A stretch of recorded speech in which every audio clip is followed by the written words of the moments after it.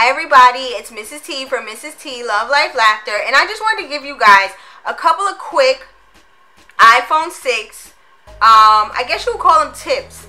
I've been an iPhone user at least 8 years, probably more, and I totally love my iPhone. I'm iPhone for life, and I just upgraded to the iPhone 6, but there are a couple of tips that I just wanted to share with you guys. I know the first tips are going to be about iCloud, and I know that a lot of people, especially with recent developments and people getting hacked on their iCloud, and even that movie that's coming out about iCloud, a lot of people have a little bit of reservations about using it, and I did too. I wasn't sure what it was, and I didn't know like what's a cloud and like any of it meant, but I have found out that iCloud is actually really helpful when it comes to maintaining your storage on your phone and your other Apple devices. And it's also really helpful in case you lose or your phone gets damaged or something, for you to re-establish everything on your phone. So I just wanted to share a couple of tips about the cloud, and also how to use them between your different devices if, say, you own more than one thing. Like if you have an iPhone, an iPad, a MacBook, how you can actually use the cloud to help things sync up between all three of those things, or for however many things you may have. Now, the first thing I did want to say about iCloud is, if you recently upgraded to a new device, like I just updated to the iPhone 6, be sure to check your iCloud. Now, first of all, you have to have it activated, obviously. And when you activate your iCloud, I think you get 5 gigabytes of storage at the start. And you can either increase that according to how much you need. Now, I have 3 devices that are on my iCloud. I'm also a blogger, as you know, and a vlogger, which means I have a lot of photographs that I back up. I also have a lot of videos that I have backed up from my iMovie. So I actually went ahead and purchased additional storage through my provider. I think I have 40 gigabytes a year at this point, which wasn't a big expense, and it's good because the thing is, with iCloud, when you have more than one device, you're actually sharing your data on cloud or on iCloud between those 3 devices. So I have 40 gigabytes of storage, but it's not like I have 40 for my iPhone, 40 for my iPad, 40 for my MacBook. It's actually 40 that's divided amongst all 3. So that brings me again to the first tip. Be sure, if you upgrade devices like your phone, that your old device is not still backed up on your iCloud. For example, I upgraded, like I said, to the iPhone 6. But when I actually went, after I had done my restore and uploaded everything from my old phone, when I went into iCloud, I actually noticed that my old iPhone 4, the last backup that it did, was still on my iCloud, which was unnecessary at this point because I had already switched everything over to my 6. So all I did was delete that off from the last backup from the 4, and that actually freed up maybe 3 to 4 gigabytes worth of storage on my iCloud. So like I said, just be sure that you go in and check that.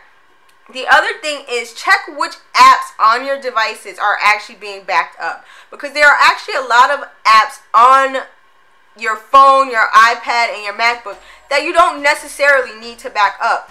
Like, for example, if you have a WordPress app or an Instagram app, Twitter, Pinterest, Google+, all of these things are sites within themselves that back up your account information on its own. You have profiles for Google+, you have a profile for Instagram and Pinterest. So if anything were to happen with your app, you actually have the website for those things to go to and still access your account. So in reality, it's not really necessary to back up those specific apps on iCloud. Me personally, the only thing I back up on iCloud are things that I cannot access from a website if anything happened to my phone. For example, I back up my photos and also back up my contact list, because if anything happened to my phone, I wouldn't have my contacts unless I could reach for them in iCloud. I also back up my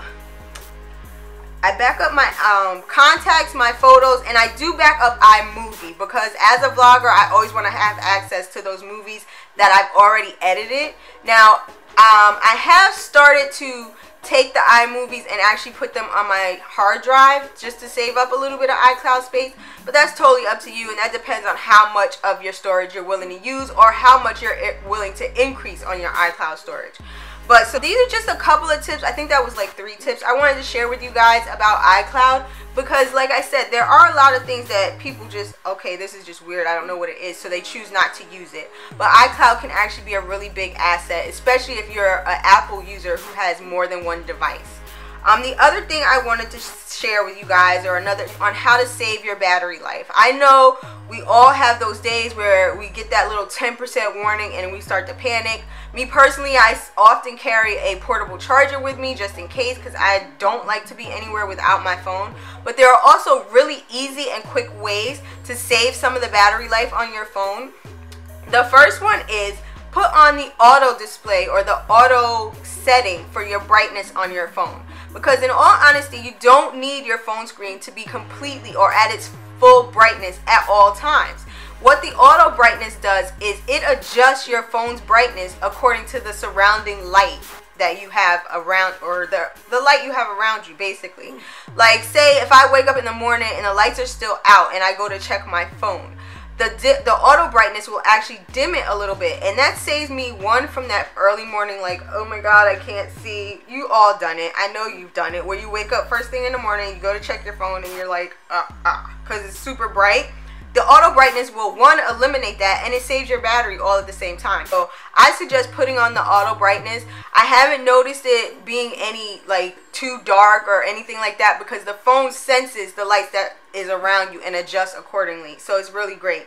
And the other thing I have that will help you save your battery life is to turn off your app's background restore. There are a couple of apps that I have that had a setting on them where they automatically restored themselves, like in the background, or refreshed. Maybe refresh is a little bit easier to understand. You know how when you're on a website page and you can click refresh to reload everything? Sometimes your apps are doing that on their own and it's not necessary. You can either manually refresh it just like you do a website, or it doesn't really need to be refreshed, because when you open it, it does it itself. So you can turn off that auto restore in your settings on your phone, and that'll actually save a little bit of your battery life too. So this is just Mrs. T trying to give you guys a couple of tips on your iPhone and your iCloud. I hope you find them useful. If there's anything you want to share, did you find a couple of secrets or a couple of tips on your iPhone that you want to share with me, be sure to leave them down in the comment below. Until then, I hope you guys are having a great day, and that it's a day full of love, life, and laughter. You can take a lot of little short videos and it clips them together for you, and then you can upload it directly to your YouTube channel. You can even edit it if you want to.